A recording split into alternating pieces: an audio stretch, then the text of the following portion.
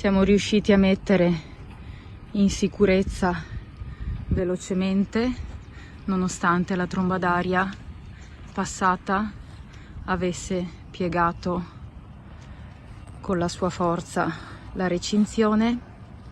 Non resta niente del tetto di questo maneggio a bovolenta. Le raffiche fortissime che hanno spazzato la zona sud di Padova hanno causato anche questo.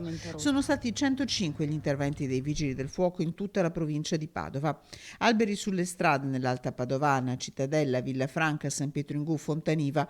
Un grosso ramo è caduto anche lungo la strada Valsugana a San Giorgio in Bosco. Alberi sradicati anche a Limena, questo in via Fornace e San Giorgio delle Pertiche.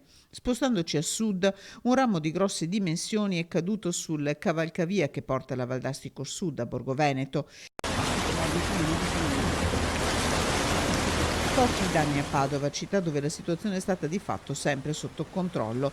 Qualche chicco di grandine, ma il violento temporale che ha devastato la città di Verona ha sostanzialmente risparmiato i Colli Euganei e il Conselvano, dove si sta per entrare nel vivo della vendemmia.